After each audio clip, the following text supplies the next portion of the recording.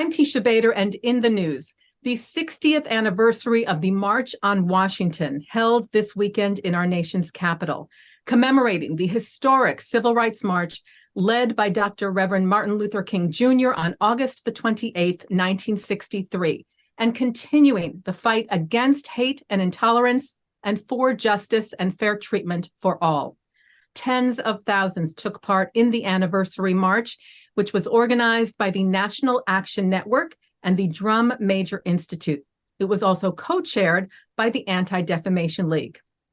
Jewish leaders proudly took part in the March on Washington in 1963, and the Jewish presence at this march was also prominent, with Jewish organization leaders, members of Congress, rabbis, and activists taking part, a number of whom addressed the event, including Yolanda Savage-Narva, Assistant Vice President of Racial Equity, Diversity, and Inclusion for the Union for Reform Judaism. And we're so thrilled to have Yolanda join us here now on JBS to talk about the experience. Yolanda, thank you for taking the time. Thank you so much. It's really, really an honor to be here. Likewise. So this was a momentous, dramatic occasion, obviously. Can you just give us a sense of what it was like to be there? What was the atmosphere like? What was the feeling? It's incredible, to be honest. It was almost surreal. Seeing people coming in unity and solidarity with one another, standing on the steps of the Lincoln Memorial was just so powerful. And listening to some of the conversations as well, when I would walk by people and they would talk about what they were doing and this historic moment. And for me, that just made it all the more special. Additionally, I would say it was a little bittersweet as well. We're 60 years removed from the original March on Washington, and we're still grappling with some of the same issues that we were grappling with 60 years ago. And so the weight of that for me was heavy. But then there was also this idea of hope, and that people were coming together to really uplift who we are as humanity, to work towards something together. And so, for me, it was this mix of emotions, but overall, feeling very, very happy and proud to be a part of something so historic. And you gave a really beautiful speech about the weight of the moment, the gravity of the moment, and really urging people to take it in. Can you talk a little bit more about that? I think sometimes we go through the motions, right? We go through the motions and we live in the moment. And there's nothing wrong with living in the moment. But I wanted us to really think about the history of the moment that we were in, that we were actually also making history.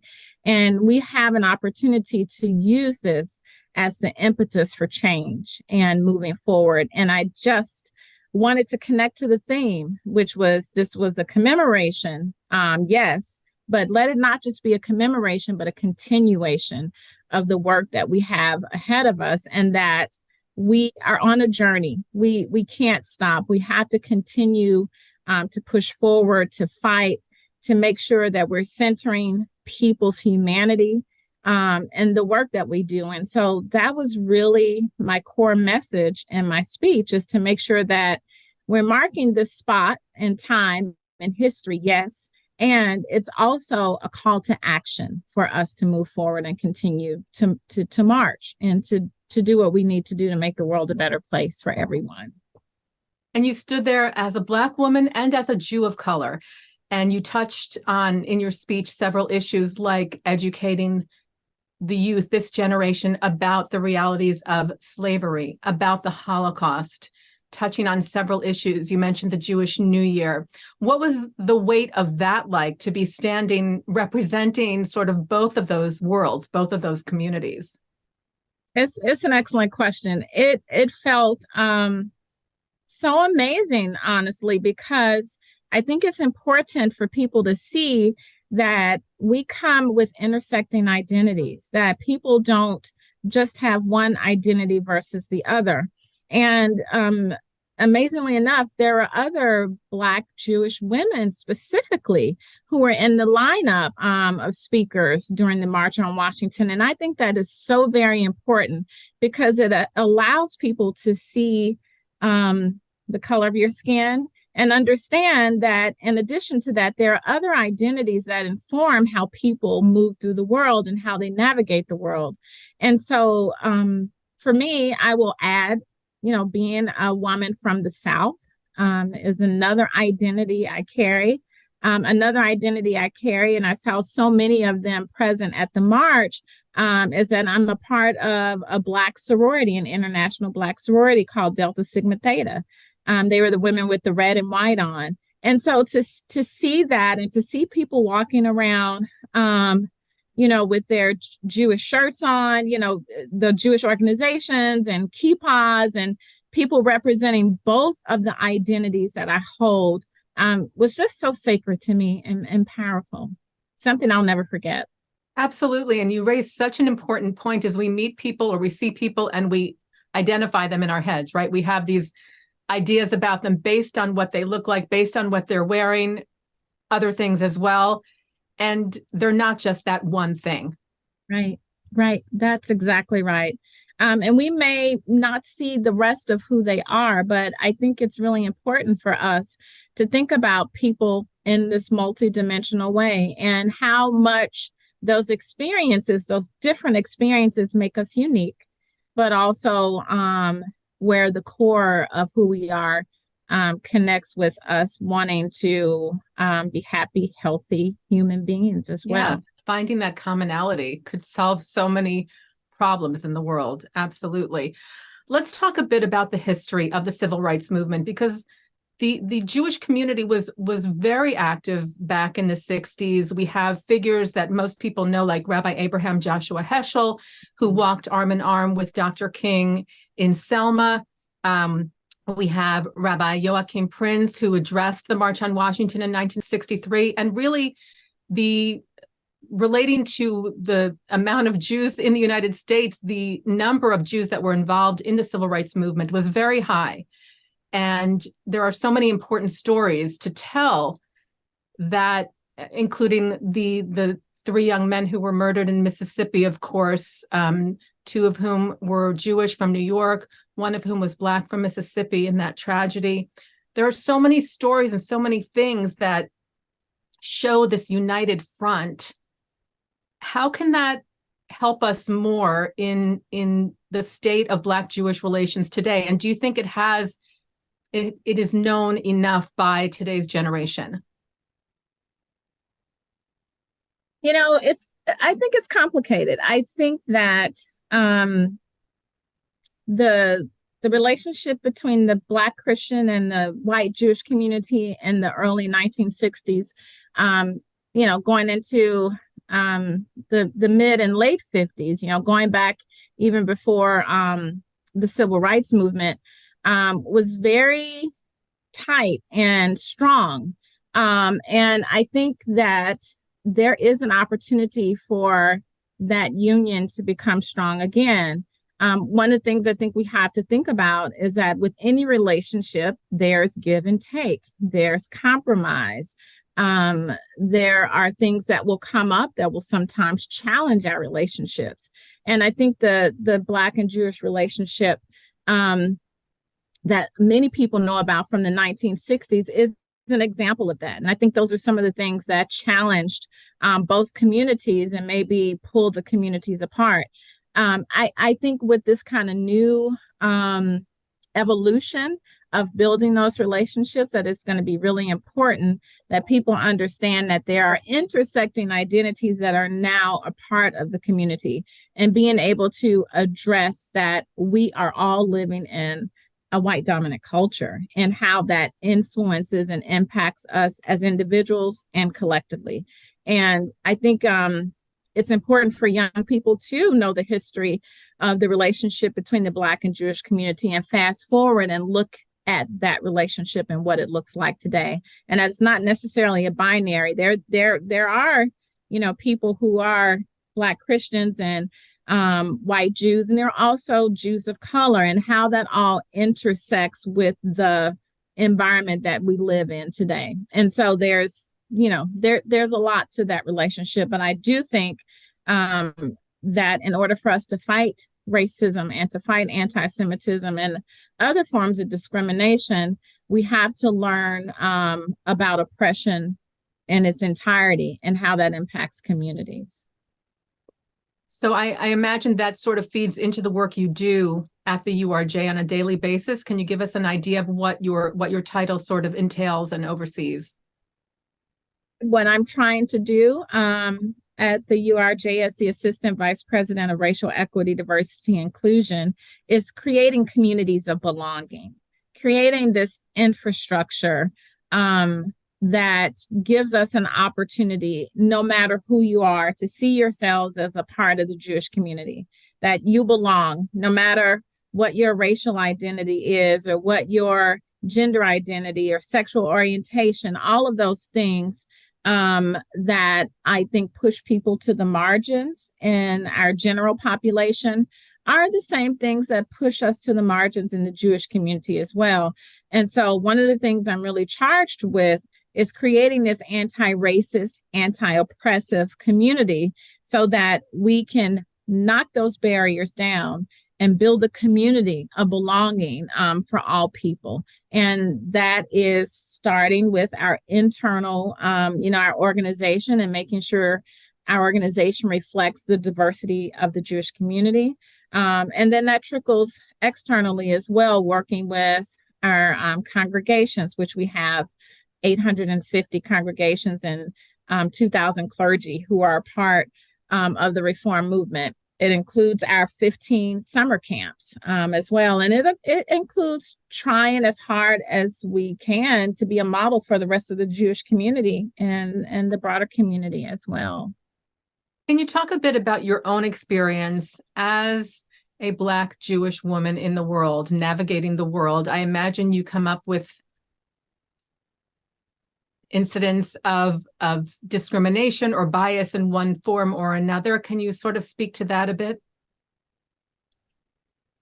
Did earlier, Teisha, where people have this image of who they think people should be. And I think in large part, I run into that quite often. In the Black community, for example, I think it's pretty rare that people run into someone who's Jewish.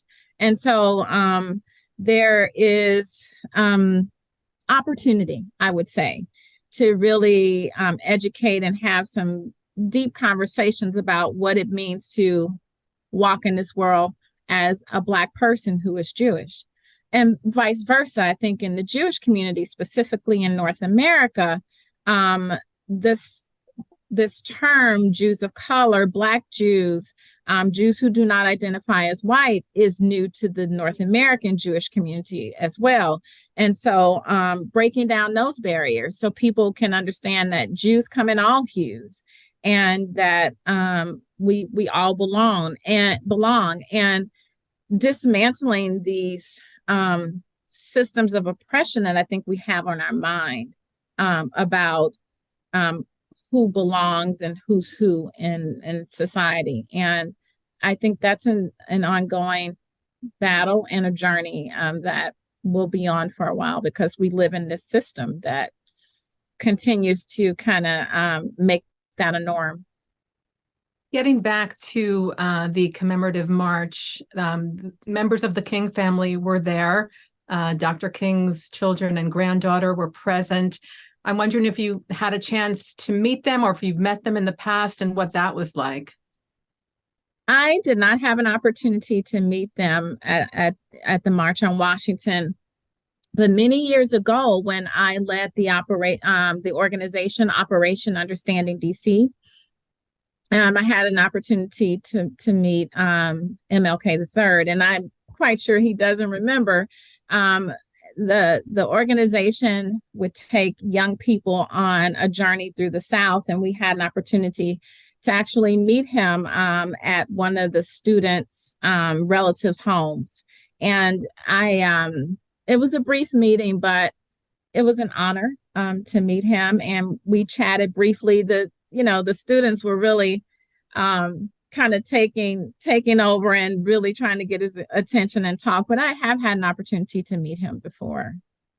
That's very exciting. I know I was just so moved to see them taking part in the event was really just really special. And like you said, just to see the diversity of speakers at the march, and certainly from the Black community and from the Jewish community and other communities as well. It was really such an important, just visually, right, to see all these groups of people who were there coming together for this purpose. It was powerful. And one of the things that I thought was really interesting about the march is that it did get out of this kind of Black Jewish binary. There are people, like you said, from all backgrounds. And that's what I think we should be focused on as we move forward, that there are many communities in the United States and globally who are marginalized. They live on the margins and are underrepresented and disproportionately experience discrimination and prejudice and racism as a collective. And I think the march was really successful in bringing all groups together to showcase and highlight what's being done in specific communities and more jointly and collectively as well. And at the end of your speech, you mentioned the approach of the Jewish New Year, of the high holidays, which are soon upon us.